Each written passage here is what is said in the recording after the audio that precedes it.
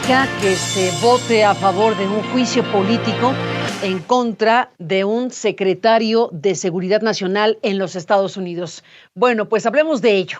Gracias por estar aquí, bienvenidas y bienvenidos. Estaremos con este tema. Se habrá enterado, por supuesto, que la Cámara de Representantes votó a favor precisamente de este juicio político en contra de Alejandro Mayorkas en los Estados Unidos, y esto no ocurría hace siglo y medio. En esta nación estamos hablando de un tema que involucra la frontera con México, la frontera de Estados Unidos con México, y el desempeño de Mayorkas en esta condición de secretario de Seguridad Nacional en esta materia en los últimos tiempos. Vamos a hablar del asunto y por lo pronto con la información vamos a enlazar la señal con Ione Molinares, que desde Estados Unidos nos cuenta los detalles, y ahora vamos después al análisis.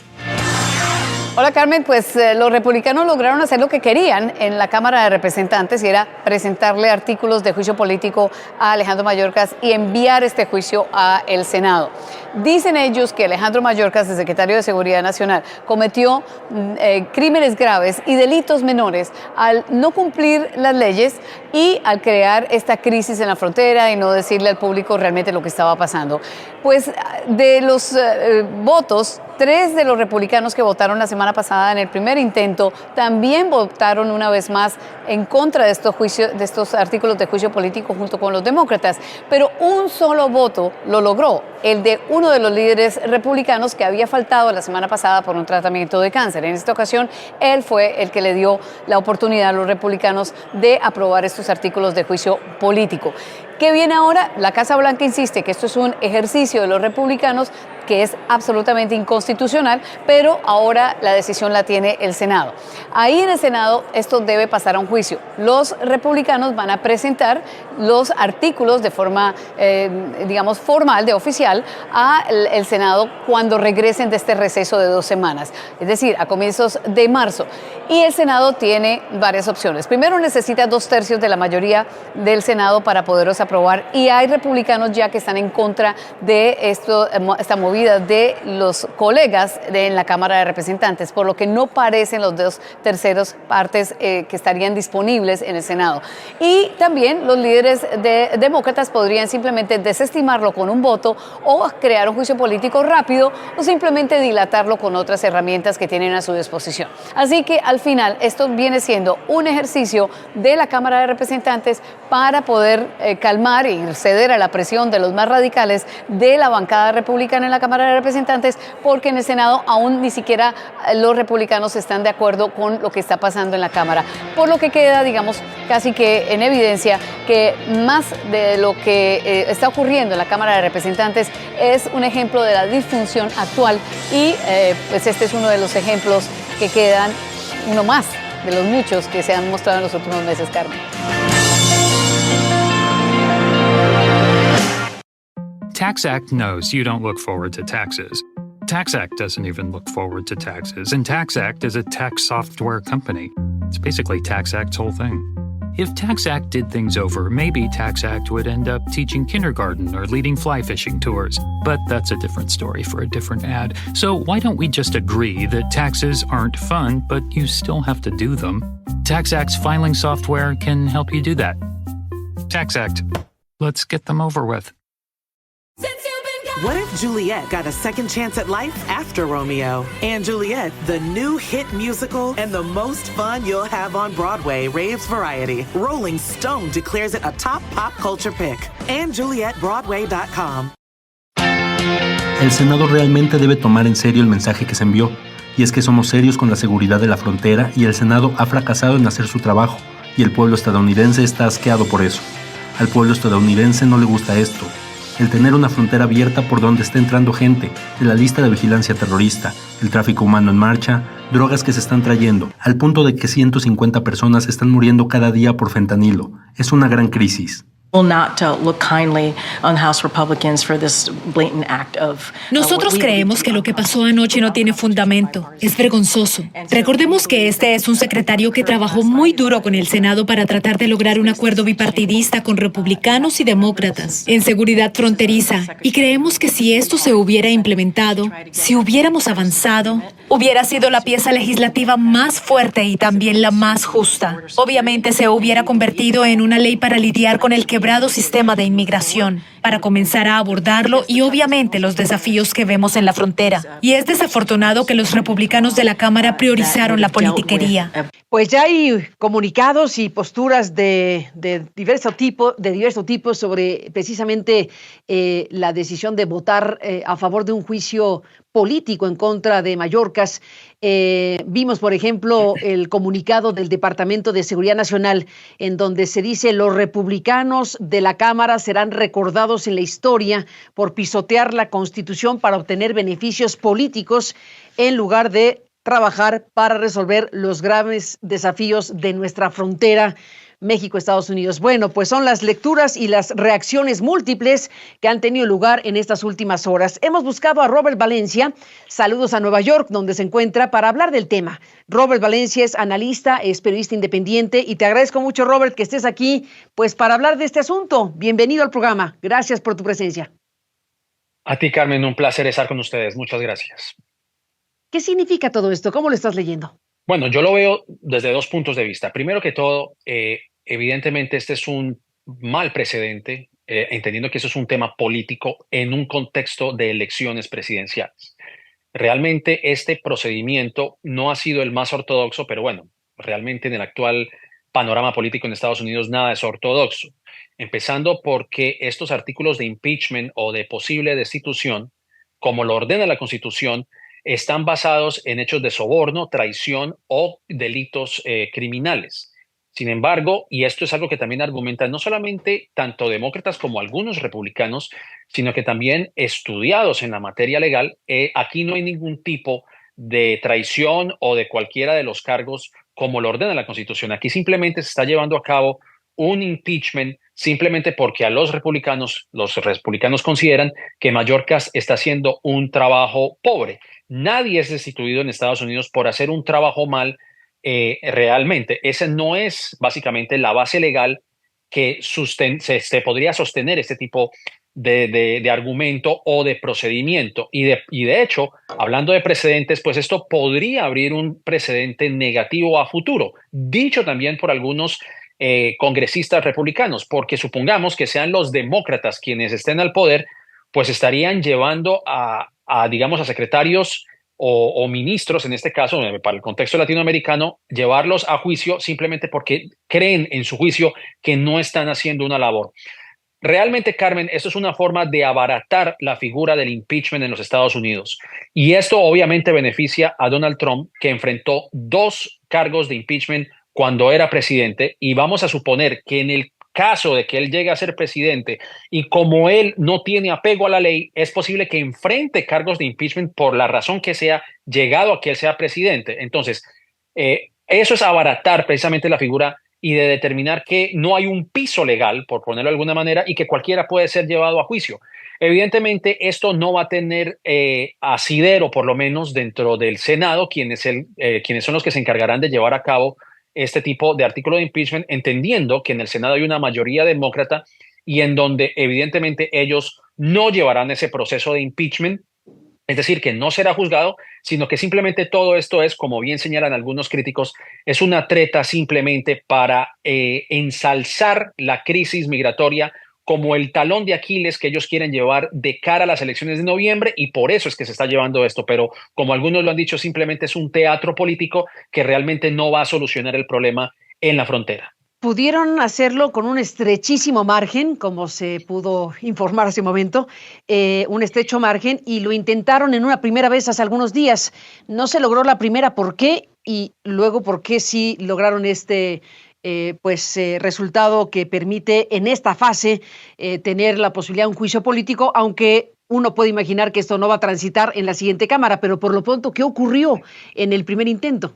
En el primer intento resultó lo que los republicanos señalan una jugada, un as bajo la manga de los demócratas, porque ellos contaban que uno de sus representantes no estaría presente en la votación y resultó que el representante Green de Texas salió básicamente resguardado de su hospital. Él estaba esperando una cirugía. Ellos no contaban con ese voto que podría hacer la diferencia precisamente porque sería el voto decisivo que rompería ese empate técnico de votos y él llegó, presentó su voto, emitió su voto, obviamente en contra de hacer un juicio o de establecer artículos de impeachment en contra del señor Mayorkas. Esta vez fue distinto porque fue Scalise, representante republicano, quien estuvo presente precisamente para romper esa llave o digamos, ese enfrentamiento de votos, porque fue 215 con 215 y obviamente hubo ese voto de desempate que llevó precisamente al artículo de juicio de Mayorkas. Un punto que yo creo que es importante señalar, Carmen, aquí, y es que precisamente el día de hoy, el Servicio de Control de Migración y Aduanas, que aquí se conoce como ICE, ha dicho que en vista de que no se ha llegado a una solución concreta con el tema de los inmigrantes en la frontera, como era el proyecto de ley que se estaba tratando de pasar en el Senado y en la Cámara de Representantes, pues ICE, esta agencia, va a liberar a cerca de 30,000 a 20,000 personas. Se habla por los miles de migrantes que serán liberados en vista de que ese paquete, de que ese proyecto de ley no va a llenar o a cancelar o eliminar un déficit presupuestario de 700,000 millones de dólares, de 700 millones de dólares, perdón. Este proyecto de ley, lo que estaba buscando era financiar a ese organismo precisamente para ayudar al control de migración que llega de México a Estados Unidos. Sin embargo, como no se llegó a un acuerdo, precisamente porque Trump, según reportes, incitó y conminó a los republicanos en el Congreso de no aprobar eso, precisamente para generar una crisis migratoria que mine las posibilidades de Joe Biden a la presidencia. Es decir, se alcanzó un proyecto bipartidista, sin embargo, por los caprichos de Donald Trump, pues fue tumbado este proyecto de ley y ahora vamos a ver que no solamente estas personas serán liberadas dentro de Estados Unidos, como lo señala ICE en un documento, sino que ahora cuando o cuando aumenten las temperaturas y entremos en la primavera, que regularmente comienzan estas llegadas de personas en estado irregular a Estados Unidos, pues se va a exacerbar precisamente la llegada de migrantes a la frontera México-estadounidense, precisamente para generar aún más y agravar aún más esta situación que busca perjudicar a Biden. Desgraciadamente, no se está viendo ese problema desde un tema humanitario, sino desde un tema meramente político, en donde vemos que gobernantes republicanos, como el caso del gobernador Abbott de Texas, sigue enviando personas a Nueva York, sigue enviando personas a Chicago, lo que se llaman ciudades santuario, que además, también hay que decir, Carmen, los republicanos están poniendo trabas para que ciudades como Nueva York y Chicago atiendan demandas humanitarias de esos migrantes que llegan a esas ciudades, bloqueando otro proyecto de ley que le permita a esas ciudades tener financiación de la protección de estos migrantes. Es decir, lamentablemente, y como vuelvo y enfatizo, todo tiene que ver, toda la ramificación de esto parte de un punto político, de llevar esta crisis, de alargar esta crisis hasta noviembre, precisamente para decir que esta es una crisis únicamente que le incumbe a Joe Biden. Pero realmente eso es un tema bipartidista que tanto demócratas como republicanos tienen que sentarse a la mesa, pero evidentemente son los republicanos quienes están poniendo trabas para por lo menos paliar esta crisis que ellos llaman en la frontera. Permíteme, Robert, hacer una pausa y regresamos en esta conversación porque, bueno, al final de cuentas se centra la mirada en Mayorkas porque es la figura a la que han sometido a esta votación y se abre la puerta a una posibilidad de juicio político. Pero el tema aquí es el motivo, la cuestión migratoria, el tema de la frontera, efectivamente, que estás analizando. Y después de la pausa te propongo retomar ese hilo precisamente porque al final el fenómeno y la situación es real, pero tú también estás planteando que se quiere agudizar lo que de por sí ya está grave, que es la crisis Exacto. migratoria. Así que después de la pausa regresemos a ese punto y déjame cerrar el bloque preguntándote para ir al siguiente momento. Del 1 al 10, ¿Qué posibilidades hay de que este juicio político prospere en el siguiente tramo legislativo? Pues teniendo a los demócratas en una mayoría y entendiendo que para que haya un artículo de impeachment se requieren 2/3 del Senado, es decir, 60 votos, pues va a ser imposible realmente porque los demócratas son los que tienen la gran mayoría aquí. Así que si hubiera un empate técnico, la presidenta del Senado, en este caso vendría a ser Kamala Harris, podría desempatar eso e inclinar la balanza a favor de Alejandro Mayorkas. Pero como vuelvo e insisto, como se hizo con el impeachment de Donald Trump, se necesitan de 60 senadores que apoyen esa medida. Evidentemente, creo que eso no va a acontecer. Esto simplemente será una treta política, como lo hemos mencionado a lo largo de esta emisión. Bueno, posibilidad cero en todo caso en este contexto, así que de cualquier manera hay que seguir de cerca el proceso, la evolución, el capítulo que se está viviendo, porque como decíamos, hace 150 años que no se veía una cosa de esta naturaleza, independientemente de que prospere o no en esta Cámara, bueno, pues ha tenido este resultado a favor del juicio político por estrecho margen. Déjame hacer una pausa y regresamos.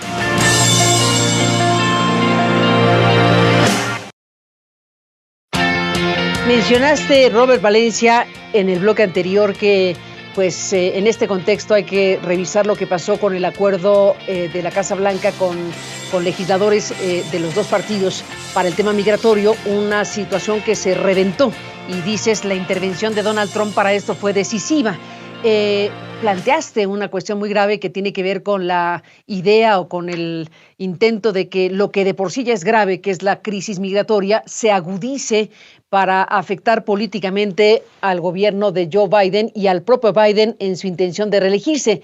¿En eso está tu análisis de este momento político-electoral? Político-electoral. Y también hay que tener en cuenta el tema de la desinformación, que también exacerba precisamente esa crisis migratoria. Precisamente porque los republicanos, también aupados por medios de la derecha, argumentan que la frontera está abierta y es una narrativa que han venido repitiendo desde hace muchos años. Evidentemente, cuando las personas escuchan que la frontera está abierta, pues precisamente contrabandistas, lo que se llaman los coyotes y estas personas dedicadas al negocio del trata de humanos, pues evidentemente lo que buscan es traer precisamente personas enviando ese mensaje equivocado de que la frontera está abierta.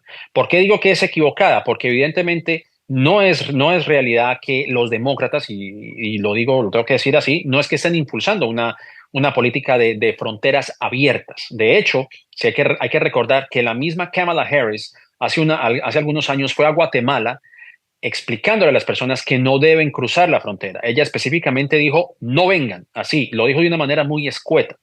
Pero cuando se repite esa desinformación, el decir que la frontera está abierta, evidentemente las personas que naturalmente quieren llegar a un destino mejor del que dejan, pues evidentemente comienzan a abarrotar lamentablemente esa situación en la frontera, precisamente poniendo sus vidas en peligro. Y eso es lo que está ocasionando. Además, también hay que señalar, Carmen, que hay otro programa que la administración Biden está impulsando que se conoce aquí en Estados Unidos como parole. ¿Qué quiere decir parole?